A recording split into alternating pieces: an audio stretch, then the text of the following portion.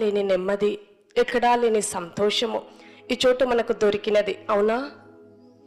దొరికిందా మరి మీ అందరికీ ఆ నెమ్మది, ఆ సంతోషం? ఆరంభంలో ఎంతగానో దేవుణ్ణి ప్రార్థిస్తాం. ఎంతగా అంటే నీవు తప్ప నాకెవ్వరూ లేరని, నీవే నాకు ఆధారమని, నాకు ఇంకెవ్వరూ లేరు నీవు తప్ప అని మనం ఆ రీతిగా ప్రార్థన చేస్తావునా? కానీ మా సమస్య ఎప్పుడైతే తీరిపోతుందో, మన బాధ ఎప్పుడైతే తీరిపోతుందో, ఆ తీరిపోయి సంతోషం కొద్దిగా మన దగ్గరకు వచ్చినప్పుడు మన ఆత్మీయ జీవితం ఏమవుతుంది? కొద్దిగా తగ్గిపోతుంటుంది. కానీ తగ్గిపోకూడదు. మనం ఎంత సంతోషంగా ఉన్నామో అంతగా దేవుణ్ణి వెతకాలి. మనం మొదటిలో ఎలాగైతే దేవుని యొద్ద ప్రారంభించామో ముగింపు కూడా అంతే ఆత్మ తీవ్రత కలిగి ఉండాలి. అది చాలా ముఖ్యం. బైబిల్లో ఉంటది కదా, కార్య ఆరంభము కంటే కార్య ముగింపు విలువైనది. మనం ఏ స్థితిలోనైతే దేవుణ్ణి నమ్ముకున్నామో ఆ స్థితి ఇంకా ఎప్పటికీ, నువ్వు చనిపోయేంత వరకు ఆ స్థితిని మరవద్దు. దానికి మించి దేవుణ్ణి ఎతకాలి. కానీ దానికి తగ్గిస్తూ వస్తాం మనం. బైబిల్లో నేను మరి 2 వ్యక్తుల గురించి చెప్తాను ఈరోజు. యోబు మీ అందరికీ తెలుసు కదా. యోబు అందరికీ తెలుసా? తన ఆరంభము ఎలా ఉంది? ప్రార్థన, కుటుంబ ప్రార్థన, దేవునితో ఎదుగుదల. మొదటిలోనే అన్నీ రాలేదు కదా. కొద్దిగా ఎంతగానో కుటుంబము కొరకు ఉదయాన్నే లేచి ప్రార్థించేవాడు. తన కూతుర్లో తనకిచ్చిన కుమారులు తప్పు చేశారో లేదో కానీ తప్పు చెయ్యొద్దని చెప్పి ఉదయాన్నే కుటుంబము కొరకు ప్రార్థించేవాడు. కష్టం వచ్చినా, నష్టం వచ్చినా, ఏ సమస్య వచ్చినా ఏ రోజు కూడా దేవుణ్ణి మరచిపోలేదు. ఉదయాన్నే లేచి కుటుంబము కొరకు ప్రార్థించే వ్యక్తి. దేవుడు తనకేమన్నా ప్రణాళిక ఇచ్చాడా? నీ కుటుంబం ఇలా ఉండబోతుందని ఏమన్నా చెప్పాడా? ఎక్కడా బైబిల్లో లేదు. నీ కుటుంబం ఇలా ఉండబోతుందని కానీ, నీ బిడ్డలు ఇలా ఉండబోతారని కానీ ఎక్కడ యోబుతో దేవుడు ముందుగా మాట్లాడలేదు. కానీ మరి ఇంకొక వ్యక్తి ఉన్నాడు, సంసోన్ అని మీ అందరికీ తెలుసు కదా. సంసోన్ని ఒక ఉద్దేశంతో దేవుడు పుట్టించాడు. ఏ ఉద్దేశం అంటే ఆయనకు సింహం కంటే బలవంతుడు. ఎన్నో ఉద్దేశాలతో దేవుడు ఈ లోకానికి సంసోన్ను పంపిస్తాడు. కానీ సంసోను దేవుని ఉద్దేశాలన్నీ నెరవేర్చాడా? నెరవేర్చలేదు. లోకంలో కలిసిపోయాడు.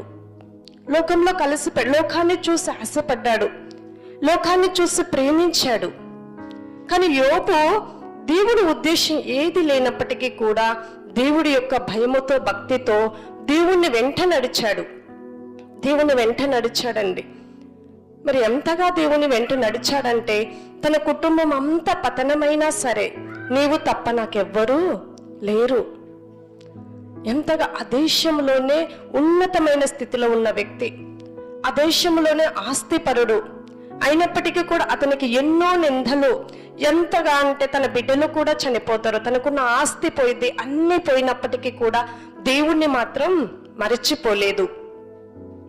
తనకి మరి ఏ ప్రణాళిక లేదు, దేవుడు నిన్ను ఇలా ఉంచుతానని. కానీ ఎప్పుడు కూడా దేవుడు యోబుతో మాట్లాడలేదు, తిరిగి నేను ఇస్తానని. కానీ ఒక్కటే తన విశ్వాసం, నా దేవుడు నన్ను తిరిగి లేపుతాడు, నా దేవుడు నన్ను తనకున్న విశ్వాసం, నమ్మకం తనని ఆ రీతికి నిలబెట్టింది. కానీ దేవుడు ఒక ఉద్దేశంతో సంసోన్ను పుట్టిస్తాడు.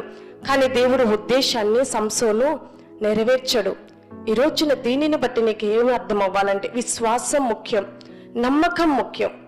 యోబు నమ్మాడు, విశ్వసించాడు. ఉన్నతమైన శిఖరానికి దేవుడు యోబుని ఎక్కించాడు. సంసోను మరి ఉన్నతమైన ఉద్దేశాలతో దేవుడు పుట్టించాడు. కానీ లోకాన్ని చూసి ప్రేమించి దేవుడు ఉద్దేశాలు ఏమీ నెరవేర్చలేకపోయాడు. లాస్ట్కు సంసోను జీవితం ఎంతగా పతనమవుతుందంటే ఒక దాగోరు దేవత, అన్య దేవతల ముందు సంసోన్ని బలిపశువుగా కట్టేస్తారంట. దేవుడు ఎంతగా బాధపడతారో చెప్పండి. దేవుడు ఒక ఉద్దేశం నా నుంచి దేవుడు కోరేది కూడా అదే. ఒక ఉద్దేశంతో దేవుడు నన్ను పుట్టించాడు. ఆ ఉద్దేశాన్ని ఎప్పుడు మరవద్దు, మొదటి స్థితిని ఎప్పుడు మరచిపోవద్దు. దేవుడు అన్ని పరిస్థితులు మార్చగలిగిన వాడు. నీ పరిస్థితులన్నీ తీర్చగలిగిన వాడు. ఒకటి, యోబు వలె విశ్వాసము నమ్మకంతో మనం ఈ లోకంలో నడవాలి. ఇంకా నా కోరిక తీరట్లేదని, కానీ ఇంకా నా ఆశ తీరట్లేదని, ఇంకా నా ప్రార్థన నెరవేర్చబడదు, ఎప్పుడూ కూడా వెనుకకు తగ్గొద్దు. యోబు ఎప్పుడైనా వెనుకకు తగ్గాడా? తన యొక్క దేహాన్ని కూడా కుక్కలు నాకాయి, నా దేహాన్ని కూడా కుక్కలు నాకాయి అని బాధపడ్డాడే తప్ప దేవుణ్ణి అయితే విడిచిపెట్టలేదు. కానీ తన ఊహకు మించిన రీతిగా దేవుడు మరలా దీవిస్తాడు. రెండంతలుగా ఉన్నదానికంటే రెండంతలుగా దేవుడు దీవిస్తాడు. ఈరోజు యోబు వలె మనం ఈ లోకంలో నడవాలి. సంసోను వలె ఒక ఉద్దేశం మన పట్ల దేవుడికి ఉంటుంది. సంసోను వలె దేవుడు ఉద్దేశాలను మనము కూల్చుకోకూడదు. నీ పట్ల నా పట్ల ఒక బాధ్యత, నీ పట్ల నా పట్ల ఒక ఉద్దేశము దేవునికి ఉంటుంది. ఆ ఉద్దేశాన్ని మనం నెరవేర్చడానికి ప్రయత్నించాలి. యోబు వలె భయము కలిగి, భక్తి కలిగి ముందుకు నడవాలి. యోబు ఎంతగా ముందుగానే తన కుమారుల కొరకు, కూతుర్ల కొరకు ప్రార్థించాడో ఆ రీతిగా మన కుటుంబము కొరకు ప్రార్థించాలి. యోబు చేసిన ప్రార్థన వ్యర్థమైపోలేదు కదా. తన బిడ్డలు ఆ దేశంలోనే అందగత్తెలంట. మరి యోబు అందంగా ఉన్నాడో మనకు తెలియదు, కానీ దేశంలోనే ఉన్నతమైన పిల్లల్ని దేవుడు మరలా యోబుకి ఇచ్చాడు. ఊహకు మించిన కార్యము మనము చూడాలంటే, ఊహకు మించిన కార్యము మన కుటుంబంలో జరగాలంటే మనలో ఏముండాలి? పట్టుదల ఉండాలి, నమ్మకం ఉండాలి, విశ్వాసం ఉండాలి. దేనిని చూసి భయపడకూడదు. ఈ లోకాన్ని చూసి అటువైపు వెళ్తే మంచి జరిగింది, ఇటువైపు వెళ్తే మంచి అది పరుగులెత్తకూడదు. సంసోను ఏం చేశాడు? లోకాన్ని చూసి ఆశపడ్డాడు, లోకాన్ని చూసి ప్రేమించాడు. ఇప్పుడు లోకం వైపు మనము చూడొద్దు. కష్టం వచ్చినా సరే యోబు వలె ఎవరి వైపు మనము చూడాలి? దేవుని వైపు మనము చూడాలి. ఎప్పుడైతే నువ్వు దేవుని వైపు చూస్తా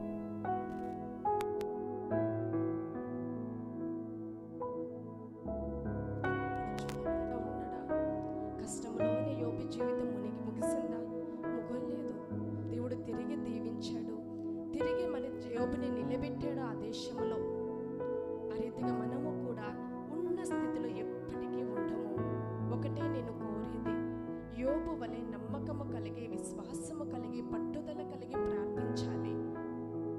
ఎప్పుడైతే మన కుటుంబము కొరకు ప్రార్థిస్తామో, మన బిడ్డల కొరకు ప్రార్థిస్తామో, ఆ బిడ్డలు తిరిగి ఒక టయానికి, ఏదో ఒక టయానికి వారిలో ఫలింపు అనేది మొదలవుతుంది. తిరిగి ఈ చోటికి రావడానికి, తిరిగి ఈ చోట ప్రార్థించడానికి మన బిడ్డలను దేవుడు తప్పక నడిపిస్తాడు. యోబు వలె మనము ప్రార్థించాలి. సంసోను మరి అన్నిటినీ కూడా కోల్పోతాడు, దేవుని ఉద్దేశాలను కోల్పోతాడు. అసలు ఎంతగా అంటే మరి చుట్టుపక్కల ఉన్న తన మీదకి ఒక సైన్యము యుద్ధం చేయడానికి వచ్చినప్పుడు సంసోను దగ్గర ఏ ఆయుధము కూడా లేదండి, ఏ ఆయుధము కూడా లేదు. కానీ శత్రువులు తన మీద పడినప్పుడు ఒక గాడిద యొక్క ఎముక చేత దేవుడు, దవడ ఎముక చేత ఎంతమంది యుద్ధం చేస్తాడండి. ఆ యుద్ధాన్ని చూసి శత్రువులు అదురుపోయి వెనుకకి వెళ్ళిపోతాడంట. అంత బలంగా దేవుడు సంసోన్ను పుట్టిస్తాడు, అంత బలంగా దేవుడు సంసోన్ను పుట్టిస్తాడు.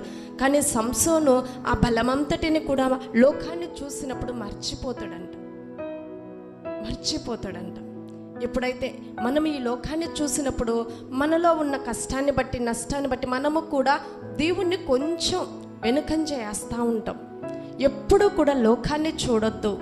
యోబు వలె కష్టములో, నష్టములో దేవుణ్ణే చూడాలి. ఎప్పుడైతే సంసోను లోకాన్ని చూశాడో తన దేవుని యొక్క ఉద్దేశాలు మర్చిపోయాడు, తనకున్న బలాన్ని మర్చిపోయాడు, అన్నిటినీ కూడా మర్చిపోయాడు. లోకాన్ని చూసినప్పుడు లోకాన్ని మనము చూడకూడదు, దేవుణ్ణి మనము చూడాలి. యోబు ఎప్పుడైతే దేవుణ్ణి చూశాడో తిరిగి దేవుడు కుటుంబాన్ని కట్టాడు, తిరిగి కుటుంబముగా దేవుడు కట్టాడు.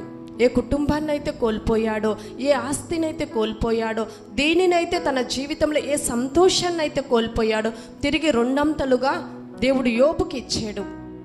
ఈరోజున మనము కూడా ఏం చేయాలంటే మన కుటుంబంలో వస్తున్న ఇబ్బందులను బట్టి దేవుణ్ణి ఎప్పుడూ మరచిపోవద్దు. యోబు వలె ఏం చేయాలి? ప్రార్థించాలి. ఏ స్థితిలోనైనా దేవుడు కష్ట సమయంలో ఇంకా నా బిడ్డ ఎంతవరకు ఓర్చుకుంటుందా అని పరీక్షిస్తాడంట.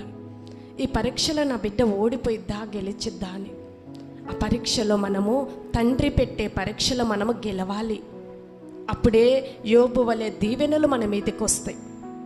ఎప్పుడు కూడా లోకాన్ని చూడొద్దు. సంసోను లోకాన్ని చూసి దేవుని ఉద్దేశాలన్నీ కోల్పోయాడు. దేవుడు యొక్క ఏ ఉద్దేశంతో ఈ లోకాన్ని సంసోనును పంపించాడో అదంతా నెరవేర్చలేకపోయాడు సంసోను. ఆ రీతిగా మనం ఉండొద్దు. మన పరిస్థితుల వైపు మనము చూడొద్దు. అయ్యో ఈరోజు నేను ఇటు వెళ్తే బాగుంటుంది. ఎంతోమంది మరి ప్రతి ఆదివారము దేవునిది అని గుర్తుపెట్టుకోవాలి. ప్రతి మాట విలువైనది. ఏదో ఒక మాట మన జీవితాన్ని పురుకొల్పిద్దంట. మన ఎందుకు మన ఆదివారం మందిరానికి రావాలి అంటే మన ఆత్మీయ జీవితాన్ని పురికొల్పుకోవడానికి. ఏదో ఒక మాట మనల్ని పట్టుకునిద్ది. మన కష్టాలంలో ఉన్నావా, ఆ వాక్యము నీ యొద్దకు వచ్చిద్ది. తిరిగి నిన్ను, అవును ఈరోజు దేవుడు నాతో మాట్లాడాడని తిరిగి నిన్ను ఉజ్జీవపరిచిద్ది. ఆ రీతిగా మనం ఏమి చేయాలి? ఆదివారం కొరకు ఎదురు చూడాలంట. దేవుడు నాతో ఏం మాట్లాడతాడా అని మనము మందిరము వైపు ఎదురు చూడాలి. దేవుని వాక్యం వైపు ఎదురు చూడాలి. ఎప్పుడైతే ఆ ఆశ నీలో ఉంటుందో దేవుడు తప్పకుండా నిన్ను నిలబెడతాడంట. లోకం వైపు చూడొద్దు. సంసోను లోకం వైపు చూసి కోల్పోయాడు. ఎప్పుడు కూడా లోకం వైపు చూడొద్దు.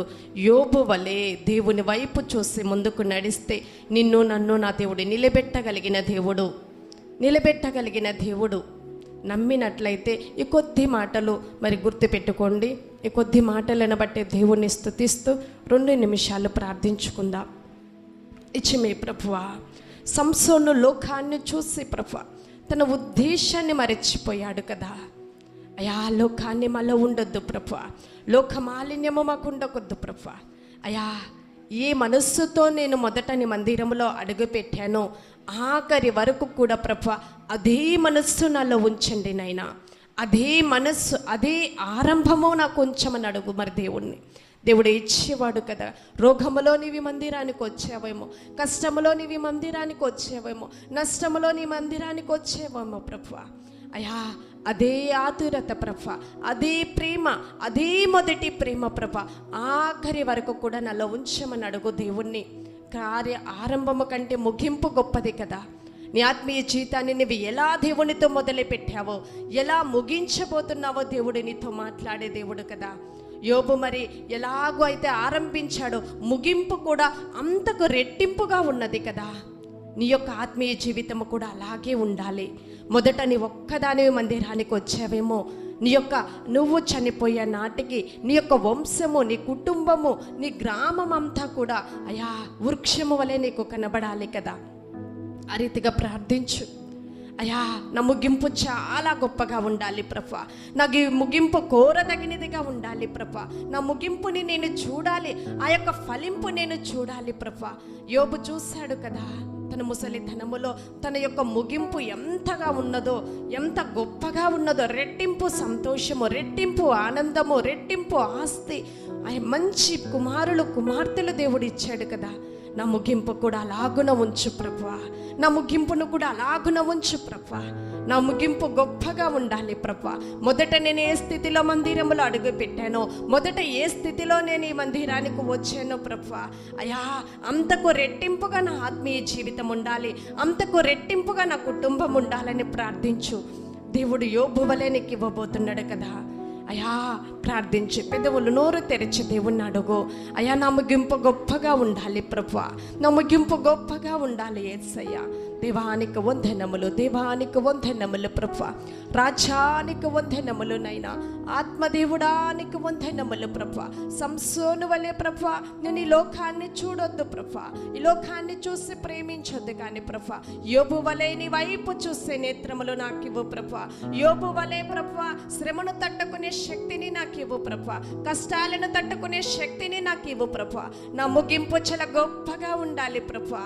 అయా నా వారందరూ నమ్ముకొనుట నేను చూడాలి, నా బిడ్డలు దీవించబడుట నేను చూడాలి, నా మనమల్లో దీవించబడుట నేను చూడాలి ప్రభువా. అయా ఈ ప్రాంతంలో నా కుటుంబాన్ని దీవించు ప్రభువా, ఈ ప్రాంతంలో నా కుటుంబాన్ని లేవనెత్తండి ప్రభువా, ఈ ప్రాంతంలో నా కుటుంబాన్ని ప్రభువా బహుగా దీవించమని దేవుణ్ణి అడుగు. మరి దేవుడు ఈ దినమున నిన్ను దీవించబోయే రోజు, దేవుడు ఈ దినమున నీ కుటుంబాన్ని లేపే రోజు కదా. అయ్యా అయ్యా నా కుటుంబము ప్రభువా, నా కుటుంబము ప్రభువా, నా కుటుంబాన్ని రప్పించు ప్రభువా. అయ్యా నువ్వు నోరు తెరిచి అడిగితే దేవుడు మరచిపోయేవాడు కాదు. కన్నీటితో దేవుణ్ణి అడుగు. అయ్యా యోబు వలె నా కుటుంబాన్ని తిరిగి కట్టు. యోబు వలె నా కుటుంబానికి రెట్టింపు సంతోషాన్ని ఇవ్వు. యోబు వలె నా కుటుంబాన్ని లేవనెత్తు ప్రభువా. ఆశీర్వదించండి ప్రభువా. యేసయ్యానికి వందనములు, యేసయ్యానికి వందనములు చెల్లిస్తూ ప్రభువా. అయ్యా మా ఆరంభము కంటే మిగుంపు గొప్పగా ఉంచమని అయినా నీవే సహాయము చేయమని ప్రభా. అయ్యా ఈ లోకములోనికి మమ్మును పంపించిన ఉద్దేశమును ప్రభా, అయ్యా మా యొక్క తరపున ప్రభా నీకున్న ఆలోచనలన్నిటినీ కూడా ప్రభా నెరవేర్చే కృపను మాకు ఇమ్మని అడుగుచున్నామునైనా. అయ్యా వచ్చిన ప్రతి బిడ్డను ముట్టమని తాకమని, వచ్చిన ప్రతి బిడ్డను కూడా ప్రభా నీవే ధైర్యపరచమని అడుగుతూ ప్రభా ఈ కొద్ది మాటలను దీవించినైనా అయ్యా ఈ సమయమును ప్రభా నీ దాసులకు నేను అప్పగించుచుండగానైనా నీ దాసుని సిలువ చాటున మరుగు చేసి ప్రభా అయ్యా నీ నోటి బూరగానైనా ఈ ప్రజల మధ్యలో వాడుకోమని అడుగుచున్నాము తండ్రి. అయ్యా ఇక్కడున్న ప్రజలకు ప్రభా ఈ వాక్కు అవసరమని వెరిగిన దేవుడవు, ప్రతి హృదయము నువ్వు తెరిచినవు కదా ప్రభా, ప్రతి హృదయాన్ని నువ్వు తాకగలిగిన దేవుడవు కదనైనా. అయ్యా వారి హృదయాలకు వారి పరిస్థితులకునైనా తగిన వాక్యముతో ప్రభా నీవే నీ దాసుని ద్వారా మాట్లాడమని, నీ దాసుని నీ నోటి బూరగా వాడుకోమని ప్రభా. అయ్యా నీవే ప్రభా అయా నీ సిలువ చాటున మరుగు చేసి ప్రభా అయ్యా నీ గొప్ప స్వరమునైనా ఈ బిడ్డలకు అందించమని నజరేయుడైన యేసుక్రీస్తు నామములో అడిగి వేడుకొనుచున్నాము తండ్రి. ఆమేన్ ఆమేన్.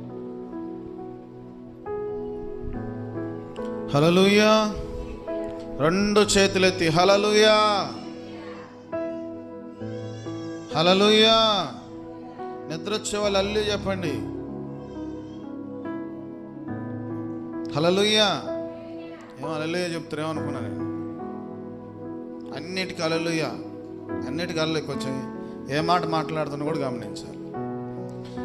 సరే అందరికీ వందనాలు. మిమ్మల్ని కష్టపడకూడదని, కష్టపెట్టకూడదని నేను అనుకుంటున్నాను. ఎందుకంటే రాత్రి ప్రార్థించిన వాళ్ళు ఎంతమంది అమ్మ చెప్పండి. కొంచెం చేతులేదు. నేను 2 గంటల తర్వాత ప్రార్థన అయిపోయిన తర్వాత ఇక్కడ బలిపీఠం మీద ఎక్కిన వాళ్ళు ఎవరు? నలుగురేనా? మీ నలుగురే. ఎన్ని గంటల వరకు? 5, 4? 4 వరకు లాస్ట్? 4, 5? హల్లెలూయా. చాలమ్మా. నేను మీకు చెప్పేది అదే. బలిపీఠం మీద ఏంది అక్కడ రాయబడి ఏముంది చూడండి. బలిపీఠం మీద అగ్ని మండుచుండవలెను, అది ఆరిపోకూడదు. అది ఆరిపోతే ఏమవుతుంది? మనం ఆరిపోతాం. హల్లెలూయా. అసలు విషయం ఏంటంటే కొన్ని సంఘాల్లో ప్రతిరోజు ప్రార్థనలు జరుగుతూ ఉన్నాయి. మన సంఘాల్లో ప్రతిరోజు ఉదయం సాయంత్రం మందిరాల దగ్గర ఉండటం వల్ల ఉదయం సాయంత్రం ఇంక చెప్పాలంటే అది మందిరం కాదు, అది ఇల్లులాగా అయిపోయింది. హల్లెలూయా. సాయంత్రం కల్లా దుప్పట్లు తీసుకొని ఇంట్లో కూడా ఉంటాయో లేవో కానీ సాయంత్రం కల్లా కొత్త పెళ్ళి చూడండి మీరు. అంటే దేవుని మందిరంలో ఉన్న ప్రశాంతత, దేవుని మందిరంలో ఉన్న సంతోషము మనకు అర్థం కావట్లే మనకి ఇక్కడ. సరే ఇంకొకటి అనుకుందాం, ఇంకొకటి కారణం కూడా అనుకుందాం. కొంచెం ఊరికి ఎడంగా ఉండటం వల్ల కూడా అనుకుందాం. హల్లెలూయా. సరే మీరు కూడా అంటారు, అబ్బా ఊళ్ళో ఉంటేనా నేను ఎన్నిసార్లు పోయేదాన్ని అంటారు. ఊర్లో ఉంటే మనల్ని ఎప్పుడో తరిమి కొడతారు. హల్లెలూయా. మందిరాలు అనేవి ఊరు బయటనే ఉండాలి, అది రూల్. చిన్నపాటి శబ్దం వచ్చినా సైతానుగాడు ఊరుకోడు కదా. అదే డీజే వినపడింది అనుకో, ఎవరిని ఏమన్నారు చూస్తారు నోరెళ్ళ పెట్టి, పరిస్థితులను బట్టి. సరే నేను కూడా పాస్టర్ గారు ఎక్కారు, ఇప్పుడు ముగిస్తాడో ముగియరు అనుకోగాకండి. నాకు అర్థమవుతుంది, ఏసరక్క తొందరగా ముగించాయి అన్నట్టుగా అని పెడుతుంది నాకు. హల్లెలూయా. తొందరగానే ముగిస్తా. నేను చెప్పాలని లేదు, పాస్టమ్మ లాగిచ్చిద్దాం అనుకున్నాను, కానీ సరే ఒక మాట చెప్తాను నేను. ఒక మాటే.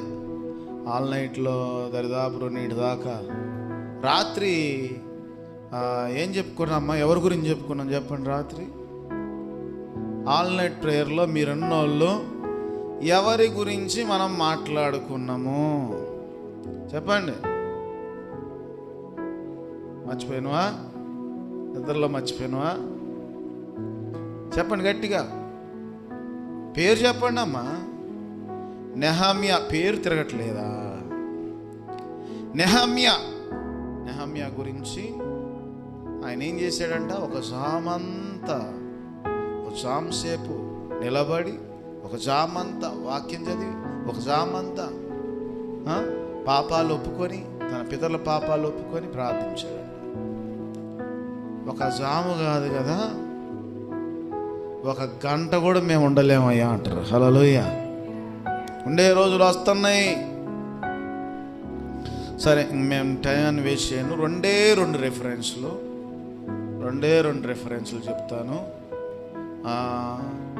ఆడవాళ్ళకైనా మగవాళ్ళకైనా భద్రంగా ఉండాలి. ఏది భద్రంగా ఉంటే మనం ఎలా క్షేమంగా ఉంటాము, ఏది భద్రం లేకపోతే మనం ఏం ప్రమాదంలో పడతామో ఒకసారి చదువుకుందాం. సామెతలు 21వ అధ్యాయం తీయండి అమ్మా. 21వ అధ్యాయము 23వ వచనం చదువుకుందాం. సామెతలు 21వ అధ్యాయము 23వ వచనం. సామెతలు 21:23. నోటిని నాలుకను భద్రము చేసుకునివాడు శ్రమల నుండి తన ప్రాణమును కాపాడుకొనును. హల్లెలూయా. ఏందంట? ఏం భద్రం చేసుకోవాలి?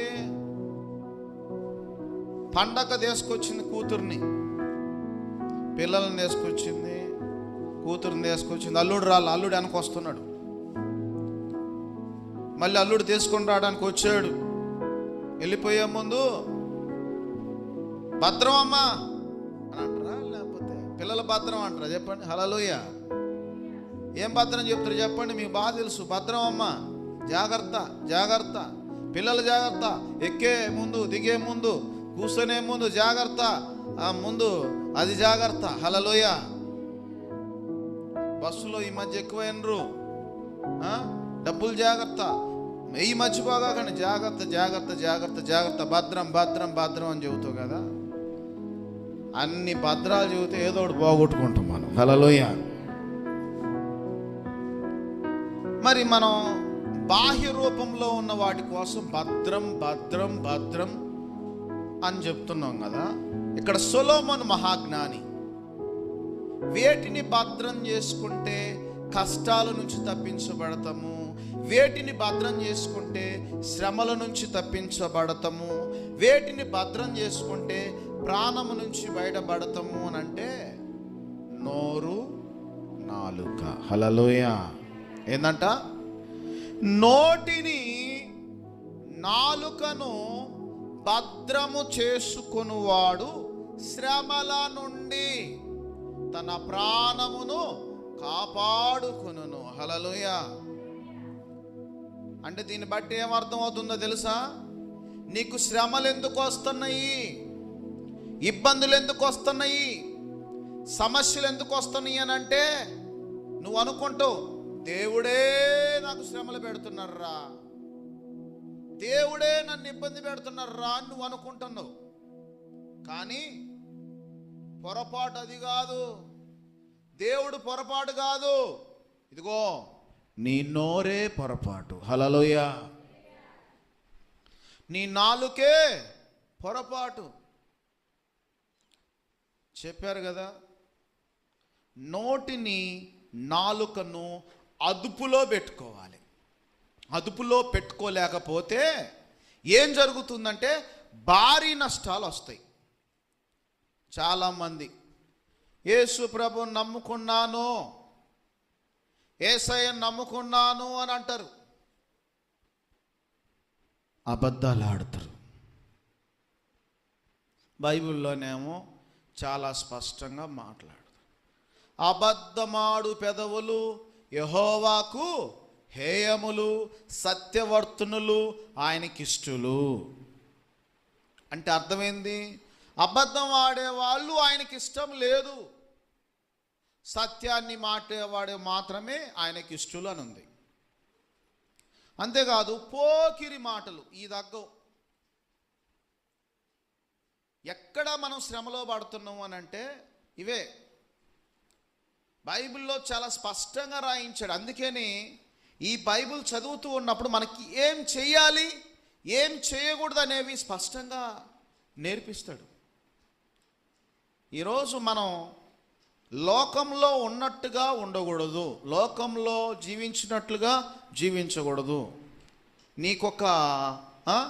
నీకొక స్పెషల్, ఒక ప్రత్యేకత ఉంది. యేసు రక్తంలో కడగబడ్డావు. హల్లెలూయా. ఏ రక్తంలో కడగబడ్డావు? యేసు రక్తంలో కడగబడ్డావు. నువ్వు యేసు బిడ్డవి. ఆయన నమ్ముకున్న నీవు అనాలోచనంగా ఉండకూడదు, అయోగ్యంగా ఉండకూడదు. బైబిల్లో రాయించినటువంటి మాటలు దయచేసి చదువుకుందాం. ఎఫెసీ రాసిన పత్రిక 4వ అధ్యాయం 5వ అధ్యాయము 5-4 చదువుకుందాం. ఎఫెసీ 5వ అధ్యాయము 4వ వచనం చదువుకుందాం. ఎఫెసీ 5వ అధ్యాయం 4వ వచనం. ఎఫెసీలకు రాసిన పత్రిక 5వ అధ్యాయము 4వ వచనం దొరికిందా? కృతజ్ఞత వచనమే మీరు ఉచ్చరింపవలెను, కానీ మీరు బూతులైనను, పోకిరి మాటలైనను, సరసోక్తులైనను ఉచ్చరింపకూడదు. ఇవి మీకు తగవు. హల్లెలూయా. ఇవి మీకు తగవు. ఎందుకు అని అంటే ఇవి మాట్లాడకూడదని దేవుడు చెప్పాడు.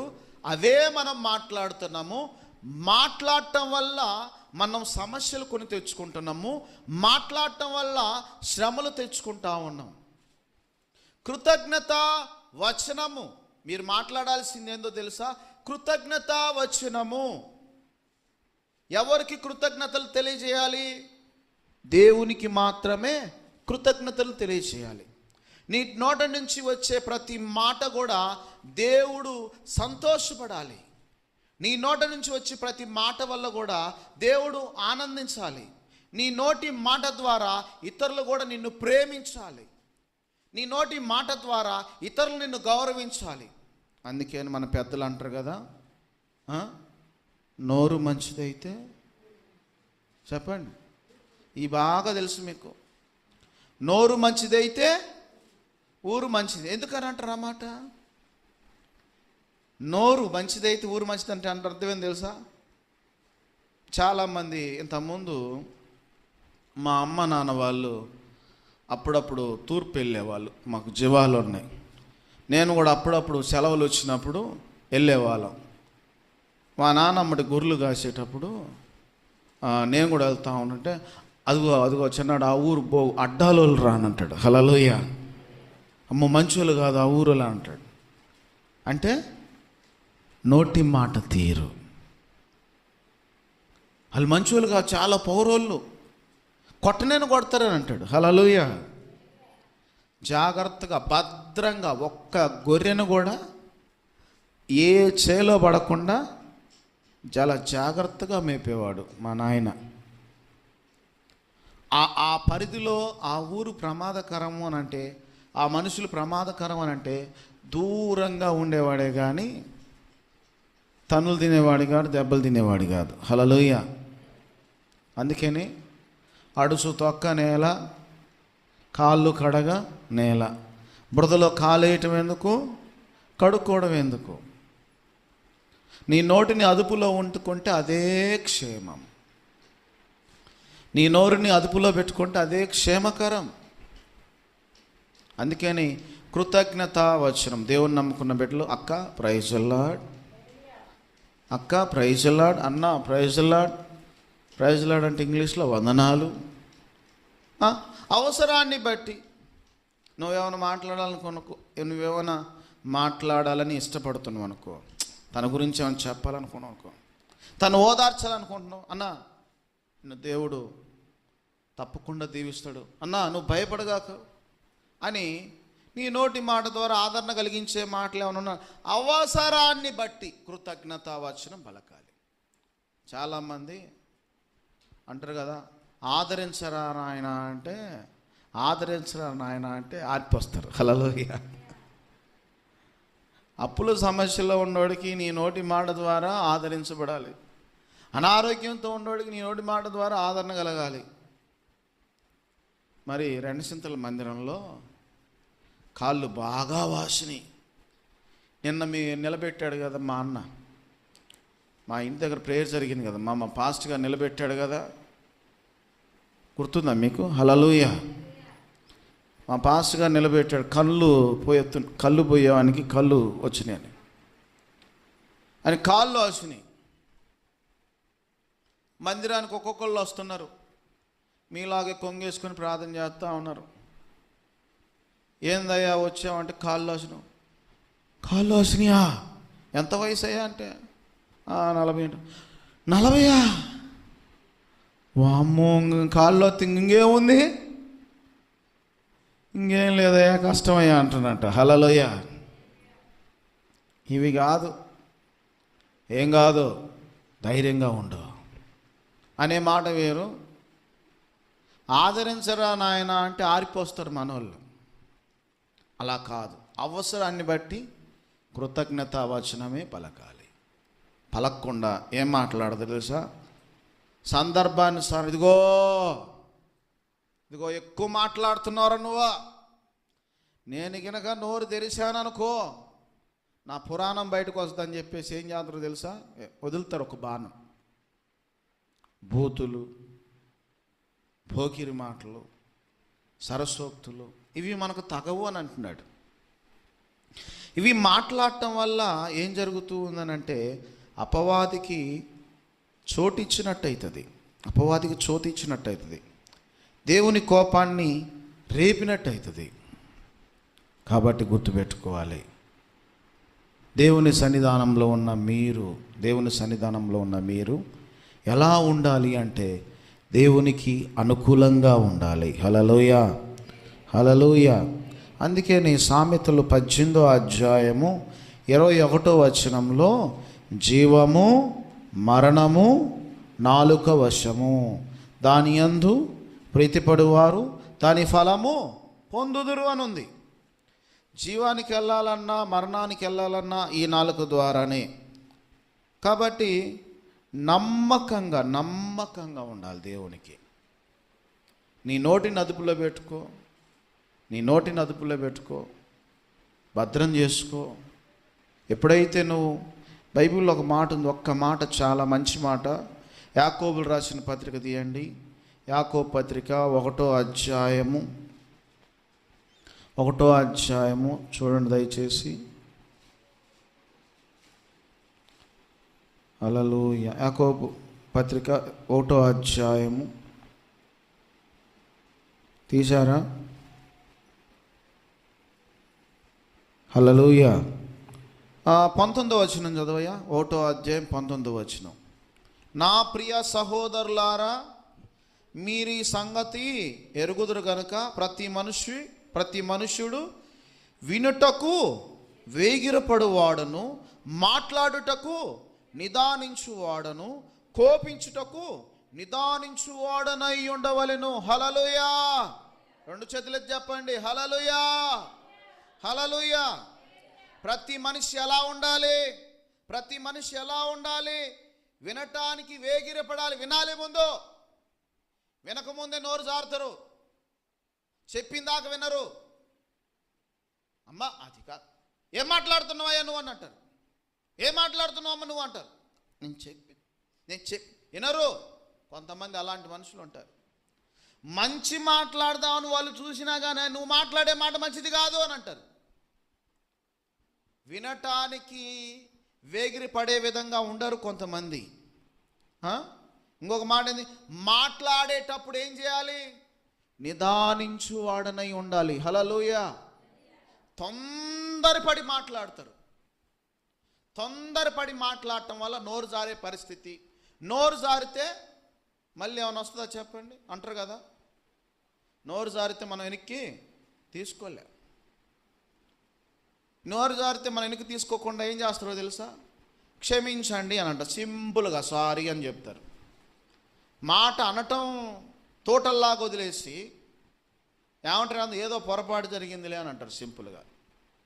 అందుకని ఈ భక్తుడు అంటాడు, వినటానికి వేగిరపడాలి, మాట్లాడేటప్పుడు నిదానించు వాడై ఉండాలి, అంతేకాదు కోప్పడేటప్పుడు కూడా నిదానించు వాడై ఉండాలి. హల్లెలూయా. కాబట్టి ఈ నాలుకను, మీ నోటిని, నాలుకను అదుపులో పెట్టుకోవాలి. అబద్ధము, పోకిరి మాటలు, వీటన్నిటి ద్వారా నిన్ను సాతానుగాడు పాడు చేస్తాడు. ఇవన్నీ కలగజేసే ఏందో తెలుసా? సాతానుగాడు ప్రేరేపించేటువంటి మాటలు. కాబట్టి ఇవన్నీ నీలో వచ్చినప్పుడు అధికారం పని చేయదు. ఏమంటావో తెలుసా? యేసు నామంలో, హల్లెలూయా, ఏమంటారు ప్రార్థనలో? యేసు నామంలో సాతానా వెళ్ళిపో, నా నుంచి, నా కుటుంబం నుంచి వెళ్ళిపో అంటే ఆయన నుంచి వెళ్ళిపోద్ది అంటారు కదా. నోరు మంచిదైతే, నీ నోరు మంచిగా లేకుండా నువ్వు సరిగా ఉంటావా? జాగ్రత్త, జాగ్రత్త. నోటిని, నాలుకను భద్రం చేసుకునేవాడు శ్రమల నుండి తన ప్రాణమును ఏం చేద్ది? కాపాడుకొనును. హల్లెలూయా, హల్లెలూయా. కాబట్టి అడగండి, ప్రభా నా నోటిని పవిత్రపరచు, నా నోటిని పవిత్రపరచు, నా నోటిని అభిషేకించు, నా నోటి మాట ద్వారా పలికే ప్రతి మాట నెరవేర్చబడాలి అని ఈ సంవత్సరం పలుకు. అంతేగాని అశుభం పలగ్గాకు, అశుభం పలగ్గాకు. అవి విత్తనం విత్తిండో విత్తలేదో, చెట్లు ఎంత ఎత్తున కాసినాయో ఎంత ఎత్తు మొలిచినాయో మొలలేదో. ఆమా సీను, అయ్యా సీను పంట బాగుంది అని అంటే ఏం బాగుందిలే అనబాకండి. హల్లెలూయా. ఏం బాగుందిలేయా అని అనబాకండి. అంటే అన్నయ్యండి, మహిమ దేవునికే. నువ్వు నమ్ముకున్నది ఎవరు? గొప్ప దేవుణ్ణి. హల్లెలూయా. నువ్వు నమ్ముకున్నది ఎవరిని? గొప్ప దేవునికే మహిమ అను. ఆ మాట బాగుందా? నాదేం లేదయ్యా, అంత నా దేవుడు అని చెప్పు. నాదేం లేదయ్యా, ఆ దేవుడు సల్లంగా చూస్తే ఆ పంట ఎలా ఉండాలంటే అలా ఉంటుంది అంతే అనగానే బాగుంది, ఏం బాగలేదంటే అప్పుడు మొదలైతే తెగుళ్ళు. నీ నోటితో నువ్వేగా చెప్పించుకుంది. చాలామంది దిష్టి తగిలిద్ది అనుకుంటారు, చాలామంది అనుకుంటారు, కానీ అది కాదు. ఈ సంవత్సరం నీ నోటితో ఏదైతే పలుకుతావు పలుకు. రోజు యేసు క్రీస్తు నామంలో, యేసు నామంలో నా కుటుంబము దీవించబడునుగాక, నా భర్త దీవించబడునుగాక, నా భర్త చేతులు పనులు దీవించబడునుగాక అని పలుకు. ఒకవేళ నా భర్త ఇంకా మారడం నువ్వే నీ నాలుకతో చెప్పించుకోబాకు. యేసు నామంలో నా కుటుంబము రక్షణలోకి వచ్చునుగాక అని పలుకు. హల్లెలూయా, హల్లెలూయా. మరి మీ మధ్యలో ఉన్న గోయిందు ఇప్పుడు దరిదాపు 8 సంవత్సరాలమ్మా. హల్లెలూయా. ఆయన వచ్చినప్పుడు నాకు సంతోషంగా ఉంది. ఎన్నో రోజులు ప్రార్థన చేశాను, దేవుని మందిరానికి రావాలని. మరి మొన్నటి దినంలో చాలా బాధపడ్డాం, సంఘం అంతా కలిసి ప్రార్థన చేశాం కదా. దేవుడు దయ చూపించాడు, దేవుడు కనికరం చూపించాడు. మరి వాళ్ళ అమ్మ చెప్పలేదు కాబట్టి నేనే సాక్ష్యం చెప్తున్నాను. సంఘమంతా కలిసి ప్రార్థన చేసినప్పుడు దేవుడు ఏం చేశాడు? తను ముట్టి స్వస్థపరిచాడు. హల్లెలూయా.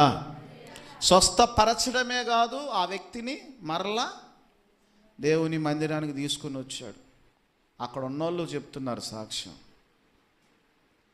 2018 అనుకుంటా బహుశా, అప్పుడు కూడా తను బాగలేదు. నేను అప్పుడు 40 రోజులు ఉపవాసం చేస్తున్నాను. దేవుడు అద్భుతం, ఆశ్చర్యం. దేవుడు మరణం వరకు తీసుకెళ్ళిన అతన్ని దేవుడు బ్రతికిచ్చాడు. హల్లెలూయా, హల్లెలూయా. కాబట్టి చూడండి, దేవుడు మన మధ్యలో అనేక అద్భుతాలు చేస్తూ ఉన్నాడు, అనేక ఆశ్చర్యకార్యాలు చేస్తూ ఉన్నాడు. కాబట్టి ఇప్పటి నుంచి ఎన్నోసార్లు పెద్దమ్మ చెప్పిన మాట అదే, అయ్యా మా గోవిందు కొరకు ప్రార్థన చేయ అంటే తప్పకుండా వస్తాడు, తప్పకుండా మారుతాడు. హల్లెలూయా. సేవకుడు చెప్పే మాటలు సేవకుడు అంతే చెప్తాడులే, దాటేసుకుంటూ వెళ్తాడులే అని నిర్లక్ష్యం చేయబాకండి. మన నోటి మాటలే ఆశీర్వాదాన్ని ఇస్తాయి. కాబట్టి గుర్తుపెట్టుకొని నీ నోటిని, నీ నాలుకను భద్రం చేసుకోవాలా, ఇష్టం వచ్చినట్టు వాడాలా చెప్పండి అమ్మా? భద్రం భద్రం భద్రం. నేను అంటాను, మీరు చెప్తారు కదా మీ కొడుకులకి, మీ కోడలకి, అమ్మో మనోడు భద్రం, అమ్మా మనవరాలు భద్రం నువ్వు చెబుతావు కదా. నేను సంఘానికి హెచ్చరించేటువంటి హెచ్చరికలు ఏంటంటే, విశ్వాసులారా నీ నాలుక భద్రం, విశ్వాసులారా నీ నోటిని భద్రం చేసుకో. సంఘస్థులారా నీ నోటిని, నీ నాలుకను భద్రం చేసుకుంటే శ్రమల నుంచి నువ్వు తప్పించబడతావు. హల్లెలూయా. కాబట్టి విన్న వాక్యాన్ని బట్టి నోటిని, నాలుకను భద్రం చేసుకుంటే, నీ నోటి మాట ద్వారా నీ నాలుకను దేవుడు అభిషేకిస్తే, నువ్వు ఏదైతే పలుకుతావో, ఏ మాట అయితే పలుకుతావో దేవుడు అది ప్రత్యేకపరుస్తాడు. యేసు నామంలో అని ఎప్పుడైతే ఆయన నామ పేరట ఉచ్చరిస్తావో అది ఆ మాట నెరవేరుతుంది. హల్లెలూయా. యేసు క్రీస్తు నామ పేరట ఉచ్చరించినప్పుడు అది ఆశీర్వాదం ఉంటుంది.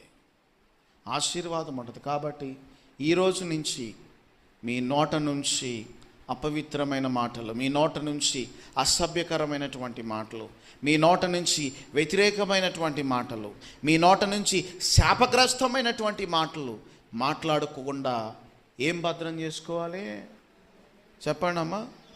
ఏం భద్రం చేసుకోవాలి? నోటిని, నాలుకను భద్రం చేసుకోవాలి. దేవుడి వాక్యాన్ని దీవించునుగాక.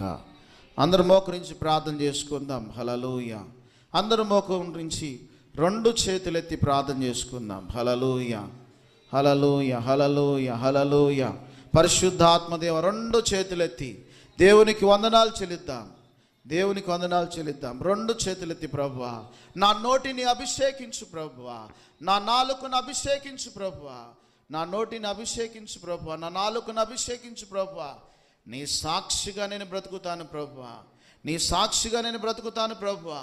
నీ కొరకు నేను సజీవునిగా ప్రభా, నేను ఇదిగో ప్రభా నీ కొరకు సాక్షిగా బ్రతుకుతాను ప్రభా అని మంచి నిబంధన కలిగి. హల్లెలూయా, హల్లెలూయా, హల్లెలూయా, హల్లెలూయా.